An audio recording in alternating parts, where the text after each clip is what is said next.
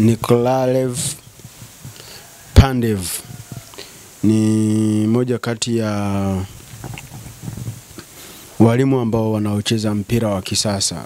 Binafsi naamini kwenye sayansi ya mpira ambapo mbinu ndizo ambazo huwa zinaamua matokeo ya mpira wa miguu yaweje.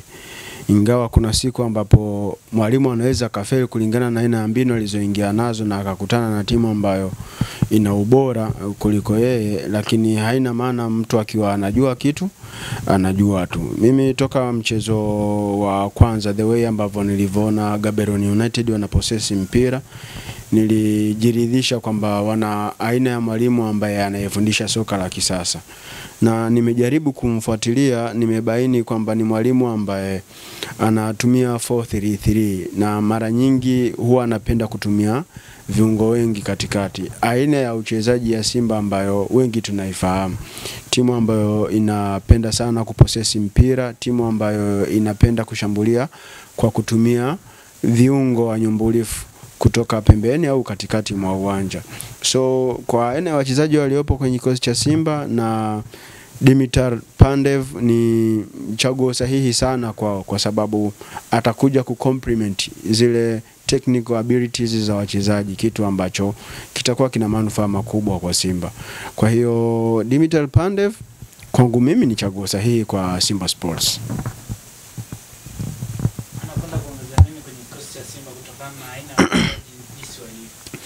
Cha kwanza kabisa ni mwalimu ambaye anaonekana anajua kufundisha namna gani mchezaji au timu inaweza ikatengeneza mashambulizi kwa kutumia falsafa tofauti tofauti. Ni timu ambayo ina possess, kwa hiyo anaenda kuongeza ile possession ability kwa wachezaji. Yani kama kuna mchezaji ambaye hajiamini akiwa na mpira, sasa anaenda kukutana na bwana Pandev ambaye italazimika awe na hiyo confidence ambayo itamfanya akae na mpira, aweze kutoa pasi ambayo itakuwa ina 100% kufika kwa mlengwa. Wanapata mwalimu ambaye anaenda kuwasaidia Simba kuweza kutengeneza mashambulizi kutoka kwenye tight angles. Anafundisha mpira ambao timu kwa pamoja inaweza ikatoka kwenye maeneo magumu kwa kupasia pasi fupi fupi na za kushitukiza. Hii ni aina ya ufundishaji ambao Dimitar Pandev amekuwa akiitumia. So Simba itakuwa na uwezo wa kutengeneza mashambulizi kutokea kwenye kila engo kwa kutumia pasi fupi fupi, kwa kutumia long balls, kwa kutumia wingers, lakini kwa sababu ni muumini wa kurundika viungo katikati ya uwanja, maana yake ni kwamba Simba itakuwa na fluidity ya kutosha katikati mwa uwanja, na aina hiyo ya wachezaji wanayo. Kuna mchezaji kama Neo Maema, mchezaji kama Morris Abraham, kuna mchezaji kama Eli Mpanzu, kuna Bajabel, kuna mchezaji kama Joshua Mutale Budo. Ni aina ya wachezaji ambao wanaweza wakaenda waka complement hizi mbinu za mwalimu Pandev. Kwa hiyo wanaenda kuongezewa ile individual skills za kuweza kupenetrate kwenye ngome za timu pinzani. Hicho ndicho kitu ambacho naweza nikakisema kwa haraka ambacho anachoenda kukiongeza mwalimu Pandev kwenye kikosi cha Simba. Ni mwalimu ambaye anahusudu sana kwenye utimamu wa mwili. Ni mwalimu ambaye ana implement mbinu zake kwa wachezaji ambao wako fit. Kwa hiyo tutaraji kwamba ile fiziki ya wachezaji wa Simba itainuliwa tu, hakuna namna. Na aina ya mpira wanaocheza, cha kwanza ni endurance. Yani huwezi kuposesi mpira kama hauna endurance. Kwa sababu kuna wakati mtalazimika kucheza kama team lakini mcheze kwa speed. Kuna wakati mtalazimika kuzuia as a team. Kwa hiyo ni lazima muwe na hiyo endurance. Kwa hiyo ni lazima wataongezewa ile fitness, kwa maana ya kwamba wawe na uwezo wa kuhimili na kucheza kwa muda mrefu bila kuchoka. Hii ni moja kati ya maeneo ambayo mwalimu Pandev atakuja aboreshe hivyo. Na anatajwa kwamba ni mwalimu ambaye anahusudu sana kwenye fiziki. Kwa hiyo ukiangalia tatizo lilopo ndani ya Simba na aina ya mwalimu ambaye wanamrecruit anayekuja ndani ya kikosi cha Simba, direct ili Simba iweze kufanya vizuri chini ya mwalimu Pandev, ni lazima wa improve kwenye eneo la fiziki. Kwa hiyo hili tatizo ambalo tumekuwa tukiliimba la fiziki kuwa tatizo ndani ya Simba, it's obvious limepata mwarobaini ambaye ni bwana Pandev ambaye anakuja kuliondoa, kwa sababu hataweza kuimplement mbinu zake na timu ikadeliver kile ambacho anakitoa uwanjani ikiwa haina hiyo fitness. Kwa hiyo hili tatizo la fitness linaenda kumalizwa na Bwana Pandev. Ni mwalimu ambaye kwa namna moja au nyingine anaonekana kufanikiwa hasa akiwa barani Afrika. Amefundisha Ulaya Mashariki, amefundisha Asia, amefundisha Afrika Magharibi, amefundisha kusini mwa Afrika ambako ndiko huko anakotokea, anakuja Tanzania. Na kwa upande wa Afrika amefundisha timu 3 tofauti ninazozifahamu mimi, na zote amefanikiwa kuchukua kikombe. Ameshinda kombe la ligi kuu ya Cameroon, the Elite League, akiwa na Victoria United ya nchini Cameroon msimu wa 2023 2024.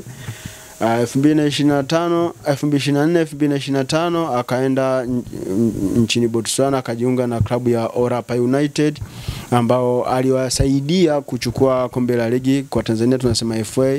Wakawa wamepata tiketi ya kushiriki kombe la shirikisho barani Afrika, na huko wakafanikiwa kuingia hatua ya group stages, Orapa United wakiwa chini ya bwana Pandev. Sasa akaondoka pale Orapa United akajiunga na timu ya Gaborone United ambako huko ndiko ambako ameenda kushinda ligi kuu nchini Botswana na ameingia kwenye ligi ya mabingwa barani Afrika. Bahati mbaya kwake na Gaborone United akakutana na Simba Sports ambao wamemsukumiza nje ya mashindano, lakini bahati nzuri zaidi kwake ameweza kujiunga na Simba Sports Club. Kwa hiyo unaweza kuona hizi timu ambazo amezozitumikia akiwa barani Afrika ameweza kushinda nazo vikombe. Ameshinda ligi kuu nchini Cameroon, ameshinda ligi kuu nchini Botswana, lakini pia ameshinda kikombe cha FA pale pale nchini Botswana. Kwa hiyo ni mwalimu ambaye ukizungumzia masuala ya kuchukua vikombe sio kitu kigeni kwake.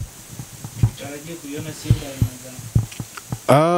cha kwanza kabisa binafsi nataraji kuiona Simba ambayo itakuwa inacheza mpira wa kumiliki. Kwanza kwa aina ya wachezaji ilionao, lakini pili kwa aina ya mwalimu ambaye anayekuja. Tunataraji kuiona Simba ambayo itakuwa inacheza mpira wa kumiliki kwa muda mrefu. Lakini tutaraji kuiona timu ambayo itakuwa inatengeneza mashambulizi kwa taratibu, lakini pale wanapovuka kwenye mstari wa katikati wanaongeza speed. Kwa hiyo Simba itakuwa inagawanyika kwenye maeneo mawili. Kwenye build up kutokea chini watakuwa wanaanza slow, lakini wanapovuka mstari tutaraji watakuwa na speed kubwa sana. Ingawa yeye ni muumini wa kutumia force number 9. So inawezekana kwa idadi ya washambuliaji waliopo kwenye kikosi cha Simba yule atakayeonekana kuwa involved zaidi kwenye mchezo akapata nafasi ya kucheza, kwa sababu ni yule ambaye atakuwa versatile, anaweza kwenda kulia, anaweza kwenda kushoto, anaweza kupatikana katikati kulingana na falsafa za mwalimu ambaye yeye anaamini kwenye force number 9. Kwa hiyo kwa aina hii ya uchezaji definitely mchezaji ambaye anaweza kawa ni mnufaika wa kwanza ni Dese Mukwala kwenye wale washambuliaji watatu waliopo kwenye kikosi cha Simba. Lakini hayo ni maoni yangu. Mwalimu anaweza akaja kwenye viwanja vya mazoezi akaamua kwa adapt kile alichokikuta kwenye klabu ya Simba, akaamua kucheza 4-3-3, lakini ule utatu wa juu akawepo mtu mmoja ambaye anaweza akastick na wawili ndio wakawa na interchange zile nafasi zao uwanjani. Kwa hiyo tutaraji kuiona Simba yenye sura hiyo. Kwa namna ambavyo nilivyofuatilia nchini Botswana ni kwamba mwalimu yeye mwenyewe anatajwa kama mtu asiyekuwa na nidhamu.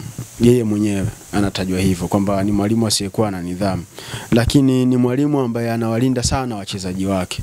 Yaani kwenye timu yake kusikia rumors kwamba kuna hili na hili linaendelea kwa wachezaji ni jambo la kawaida, lakini anapokuja kwenye media hawezi kusikia hicho kitu. Yaani huwa ana protect yale yote yanayotokea kwenye dressing room, yanatokea kwenye viwanja vya mazoezi vinaishia kwake. Kwa lugha nyepesi, the way ambavyo nimepata information zake kutoka kwa moja ya mtu ambaye nilikuwa nazungumza naye kutokea nchini Botswana, ni mtu ambaye ana ushikaji na wachezaji, yani ni mwana kwa wachezaji. Kwa hiyo anaingia kwanza kwenye mioyo ya wachezaji, ana protect image zao, then wao wata protect image yake kwa kumpa matokeo uwanjani. Huyu ndio mwalimu Pandev kwa namna ambavyo nilivyomfuatilia.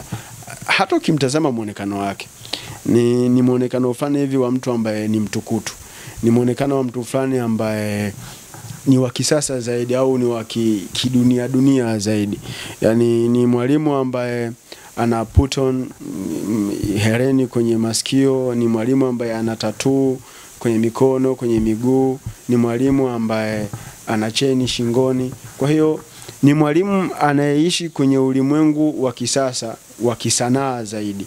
Kwa hiyo kwenye zile tabia utamweka kwenye kundi fulani la watu, maybe ni sorry to say this, la wahuni fulani hivi, kwa maana ya kwamba ukimpeleka maeneo fulani yale ambayo ni ya kujirusha ndio maeneo yake. Kwa hiyo wale wapenda bata ambao ni wachezaji wa Simba wamepata mshikaji, lakini inawezekana akawa ni mshikaji ambaye ana keep respect ya kibarua chake. Kwa hiyo wanaweza wakawa washikaji nje ya uwanja, wakawa nakula bata sana nje ya uwanja, lakini msisitizo wake ukabakia kwenye eneo la uwanjani, kwenye mazoezi akawa yuko punctual, akawa na discipline ya kutosha ambayo itaifanya Simba iweze kuimprove. Kwa hiyo wanachopaswa kukifanya Simba, wasiangalie muonekano wake, wasiangalie tabia zake za nje ya majukumu, wafocus zaidi na kile ambacho atakuwa nakipeleka kwenye meza ya mazungumzo wanapokuwa wanazungumza naye kwenye maeneo ya kiufundi.